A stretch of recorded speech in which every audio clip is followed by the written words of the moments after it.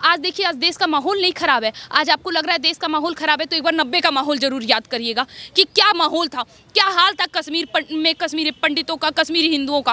किस तरह केरल का माहौल याद करिएगा, राजस्थान का माहौल याद करिएगा, जब एक साथ कितने हिंदू घर ने पलायन कर लिया था। ये सब माहौल आपको अच्छे से नहीं दिखाया जाएगा। क्यों? तुम हमारे धर्म का इज्जत करो, तुम्हारे धर्म का इज्जत करेंगे, ठीक है। लेकिन जब बात बार बार हमारे धर्म को टारगेट किया जाएगा तो हम भी शांत नहीं रहेंगे। हमारे धर्म में लिखा है, मानते हैं कि आप लोग हमें इस नज़र से देखते हैं कि हिंदुओं के लिए अहिंसा सबसे पहले है।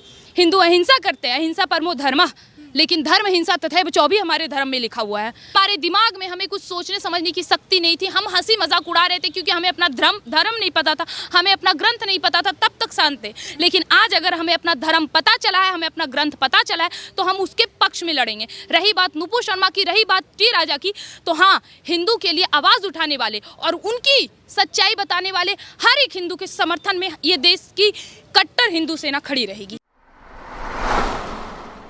पैगंबर मोहम्मद पर टी राजा के विवादित बयान के बाद से सियासत में सर तन से जुदा की वापसी हो गई है।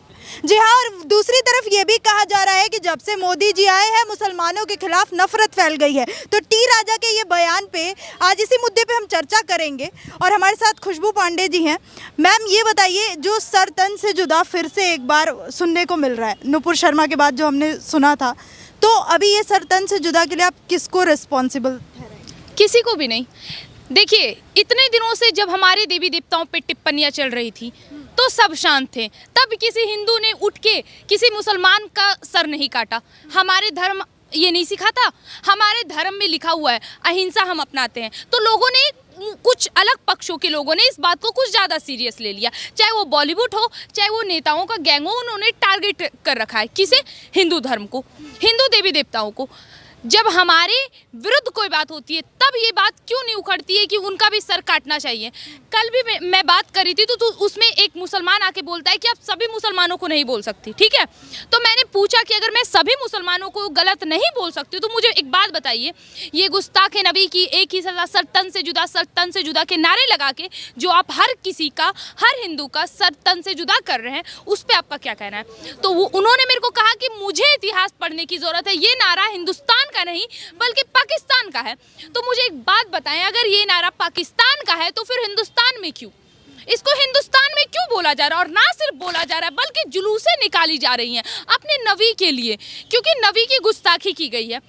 टी राजा ने हमारे धर्म पे सवाल होता है, ये हमारे आराम के अस्तित्व पे सवाल उठाते हैं, हमारे शिवलिंग पे गलत टिप्पणियां करते हैं, हमारे देवी देवताओं पे। अभी कुछ यूट्यूबर्स ने राधे कृष्ण का मजाक उड़ाया था, गंदे तरीके से दिखाते हैं हमारे देवी देवता, जितने भी उनको अभद्र तरीके की टिप्पणियां करते हैं, वो सब ठीक होता है। लेकिन आपके कुरान में अगर लिखी हुई बात, जो आपके कुरान में अगर वो नहीं लिखी हुई है तो फिर बात अलग है। आपका कुरान जब ये खुद सब कुछ चीख कर कहता है कि कौन थे पैगंबर, कौन थे अल्लाह, कौन थी आयशा, और आपके कुरान में क्या लिखा है, आपकी कितनी गंदगी है, आपकी सब उसमें लिखा है, और वो चीज़ अगर कोई क्या चीज़ कहते हैं, फिर बुरा किस बात का? आप हमारे देवी देवताओं पर टिप्पणियाँ कर सकती हो लेकिन हम आपका हकीकत नहीं बता सकते, ऐसा क्यों? अच्छा, जब भी ऐसा पैगंबर मोहम्मद के बारे में कोई विवादित बयान आता है तो इसके पीछे कोई बीजेपी का नेता निकल के आता है और कहा जा रहा है विपक्ष की तरफ से कि बीजेपी एक स्पेशल ट्रेनिंग देती है नफरत फैलाने की। तो उससे पहले जब हिंदू कट रहे थे तब कौन ट्रेनिंग दे रहे थे? उससे पहले आपने, ये तो अभी की बात नहीं है, हिंदू पहले भी कटा करते थे। भले ये होती थी कि पहले उतने अच्छे से हम लोग को दिखाई नहीं देता था, पर आज तो दिख रहा है ना।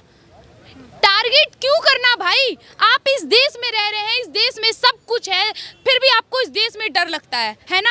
आप टारगेट क्यों करेंगे हमारे धर्म को? और बीजेपी किसे तैयार कर रही है? मुसलमानों के खिलाफ भड़का रही है। 3 तलाक किसके पक्ष में आया है? मुसलमान भाइयों के पक्ष में आया है ना। तो फिर क्यों? आखिर क्यों आपको ये लगता है कि अगर बीजेपी मुसलमानों के विरुद्ध है तो फिर ये 3 तलाक आई है, उसमें कई मुसलमान नेता हैं, आखिर क्यों है? ये भी बात तो देखिए, आप एक तरफा क्यों देख रही हैं? एक तरफा आप ये चीज़ क्यों देखा जा रहा है? फिर ठीक है मैम, आप ये मानती हैं कि 2014 के बाद से जो मोदी का एरा आया है, क्या उसके बाद से ये मजहबी नफरत जो है वो फैलते जा रही है? नहीं, अगर ये फैलती तो 1947 में भी तो बात हुई थी ना। 47 में भी ऐसी बात हुई थी। अगर आपको लग रहा है कि अब हिंदू मुसलमान हो रही है तो 47 में क्या हुआ था? उस वक्त तो धर्म के आधार पे इस देश के दो टुकड़े हो गए थे। तो मुझे नहीं लगता है कि अभी ये बात किसी को भी बुरी लगनी चाहिए। आखिर क्यों लगेगा भाई? जो देश के हिंदू हैं, जो देश के मुसलमान हैं, वो तो सब इसी देश में हैं। जो इस देश के हैं, जो असल में हिंदुस्तानी, उनको कोई दिक्कत नहीं होनी चाहिए। दिक्कत किनको होगी? जो पाकिस्तान का गुण गाते हैं, जिनको हिंदुस्तान में डर लगता है, उनको इन सब बातों से दिक्कत होगी। बात साफ है, तुम हमारे धर्म का इज्जत करो, तुम्हारे धर्म का इज्जत करेंगे, ठीक है। लेकिन जब बात बार बार हमारे धर्म को टारगेट किया जाएगा तो हम भी शांत नहीं रहेंगे। हमारे धर्म में लिखा है, मानते हैं कि आप लोग हमें इस नज़र से देखते हैं कि हिंदुओं के लिए अहिंसा सबसे पहले है। हिंदू अहिंसा करते हैं, अहिंसा परमो धर्मः, लेकिन धर्म हिंसा तथैव चौभी हमारे धर्म में लिखा हुआ है। अगर आप हमारे धर्म को बार बार टारगेट करेंगे तो हम उठेंगे, हम इन सब के लिए आवाज़ उठाएंगे, तलवार उठाएंगे, सब उठाएंगे। तो टी राजा की जो वीडियो सामने आई उसमें उन्होंने मशहूर कॉमेडियन जो हैं मुनव्वर फारूकी का जिक्र किया है कि लगातार वो हिंदू देवी देवताओं का अपमान करते हुए आए हैं। तो टी राजा ने जब पैगंबर मोहम्मद पर टिप्पणी की तो हमने देखा किस तरह से सर तन से जुदा हो गया के नारे लग रहे हैं। लेकिन वहीं पे कोई हिंदू देवी देवताओं का अपमान करता है तो कुछ ऐसा सुनने में क्यों नहीं आता है? ये भीड़ जो है वो सड़कों पर क्यों नहीं उतरती? यही तो फर्क है हिंदू और मुसलमान में। अगर हम कुछ कह रहे हैं तो आपको ये लग रहा है कि हम आपके विरुद्ध हैं, आपके पैगंबर के विरुद्ध हैं। आपका सही जो आपके हिसाब से लिखा हुआ है वो कह रहे हैं तो वो गलत है। लेकिन जब आप हमारे देवी देवताओं का मजाक उड़ाओ, जब आप हमारे शिव जी को बाथरूम में भेज दो, जब आप किसी लड़की पे रेप अटेम्प्ट करो और उसके बाद ओम नमः शिवाय का जाप करो, मैं मदर इंडिया की बात कर रही हूँ, मैं राम तेरी गंगा मैली उस मूवी की बात कर रही हूँ। इन सब मूवीज में कुछ ऐसे सीन दिखाए गए हैं जिसको करने से पहले आप भगवान का नाम लेते हैं या तो वो भगवान की आरती कर रहे होते हैं रेप अटेम्प्ट करने से पहले। तो सही है, मतलब मनोरंजन का साधन बॉलीवुड और बॉलीवुड का साधन हिंदुत्व, हिंदू धर्म, ये तो नहीं चल सकता ना।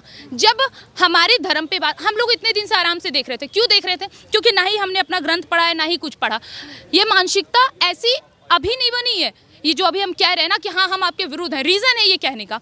ये रीज़न है कि जब तक हमारे दिमाग में हमें कुछ सोचने समझने की शक्ति नहीं थी, हम हंसी मजाक उड़ा रहे थे क्योंकि हमें अपना धर्म नहीं पता था, हमें अपना ग्रंथ नहीं पता था, तब तक शांत थे। लेकिन आज अगर हमें अपना धर्म पता चला है, हमें अपना ग्रंथ पता चला है, तो हम उसके पक्ष में लड़ेंगे। रही बात नुपुर शर्मा की, रही बात टी राजा की, तो हाँ, हिंदू के लिए आवाज़ उठाने वाले और उनकी सच्चाई बताने वाले हर एक हिंदू के समर्थन में ये देश की कट्टर हिंदू सेना खड़ी रहेगी। मैम, ये ओवैसी कह रहे हैं कि ये जो स्टेटमेंट्स इस तरह की आती है बीजेपी के नेताओं की तरफ से, वो पार्टी की मुस्लिमों से नफरत को दर्शाती है, यानी कि नफरत करती है बीजेपी मुसलमानों से, एक धर्म से। अच्छा, ये 2012 की बात है। अकरुद्दीन ओवैसी, ठीक है, अकरुद्दीन ओवैसी, असउद्दीन ओवैसी, दोनों भाईजान। अकरुद्दीन ओवैसी हमारी 33 कोटि देवी देवताओं का नाम बड़ी लहजे से लेके उन पे घिन्नात्मक टिप्पणी कर रहे थे। अब मुझे आप एक बात बताइए कि ये किससे पूछ के कर रहे थे और ये जीवित क्यों है अभी तक? क्या हम भी इनका सर तन से जुदा करें? नहीं। क्यों जानते हैं? हमारा धर्म हमें सिखाता है प्राणियों में सद्भावना हो, विश्व का कल्याण हो। यही दिक्कत है हमारी कि हम शांत रहते हैं। हमें सिखाया गया बचपन से कि बेटा तुम सनातनी हो, तुम हिंदू हो, तुम्हारा पहला कर्तव्य अहिंसा है। लेकिन गलती ही हमारी है कि हमें आधा वाक्य हमेशा सिखाया गया कि बेटा तुम्हारे लिए अहिंसा परमो धर्म है, लेकिन धर्म हिंसा तथा धर्म के लिए लड़ना भी तुम्हारा धर्म है। ये हमें नहीं सिखाया गया, ये अब हम सीख रहे हैं और हम सीख कर हम इस राह पर चलेंगे। मैम, नुपुर शर्मा के बयान के बाद हमने देखा किस तरह से एक टेलर की हत्या कर दी जाती है। वही महाराष्ट्र में देखा उमेश कोल्हे की गर्दन रेत कर हत्या कर दी जाती है। तो देश का माहौल कौन खराब करने में जुटा हुआ है? इस देश में जिसने 70 साल तक राज किया उसने। आखिर क्यों? मैं ये क्यों कह रही हूँ? अगर ये देश का माहौल होने वाला था, ये देश का माहौल होने वाला था, हमें पता था, हमें ही नहीं गांधी जी और नेहरू जी को भी पता था कि देश का माहौल आगे चल के यही होने वाला है। फिर आखिर क्यों धर्म के आधार पर इस देश के दो टुकड़े हुए? आखिर क्यों उन्होंने करवाया? क्योंकि वो जानबूझ के देश का माहौल खराब करना चाहते थे? क्या वो चाहते थे कि आगे चल के ये हो? क्या वो चाहते थे कि आगे चल के इसी तरह हिंदू कटे? इस वजह से वो करना चाहते थे।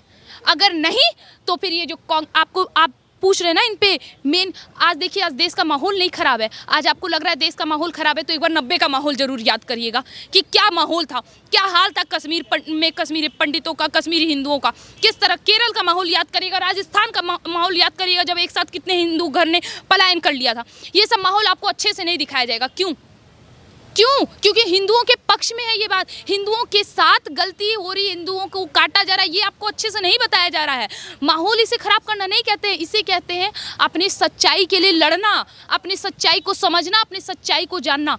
और ये अब हो रहा है, जिसे माहौल खराब का नाम दे दिया गया है, हिंदुओं को काटा जा रहा है। यही सच्चाई बताना चाहते हैं हिंदुओं को कि देखो, तुम्हारे वो कभी अपने नहीं होने वाले, जिनका तुम कुर्ता सी रहे हो वो तुम्हें ही काट के जाएंगे। और वही हुआ, चाहे वो हो या निशांत द्विवेदी हो या नुपुर शर्मा ने एक सच्चाई कही, उनके समर्थन में जितने लोग लगे रहे उनको काटने की धमकी आ गई, बहुत लोगों को काट दिया गया। टी राजा आज बोले उनको काटने की धमकी, सरतन से जुदा, उनके समर्थन को सरतन से जुदा। ये सब माहौल खराब करने का उन्होंने ठेका ले रखा है। जिन्होंने 1947 में इस देश को बर्बाद किया, आज उनके वंशज इस देश को फिर से काटने की कोशिश कर रहे हैं। लेकिन मैं आखिरी में एक ही चीज़ बोलूँगी, अगर ये देश बचेगा तो केवल हिंदुओं से। हिंदुओं बस एकजुट हो जाओ, क्योंकि अगर तुम कटते रह गए तो तुम्हारी आबादी तो खत्म होगी और हमारा कट्टरता भी। अपने धर्म को समझो, अपना धर्म पूरा पढ़ो, अपना ग्रंथ पूरा पढ़ो और अपने देश को बचाओ, अपने धर्म को बचाओ। बहुत बहुत धन्यवाद मैम। तो टी राजा का जो बयान है और जो सर तन से जुदा के एक बार फिर से नारे गूंज रहे हैं, इसको लेके आपका क्या कहना है? कमेंट सेक्शन में कमेंट करके बताइए और देखते रहिए भारत टाइम्स।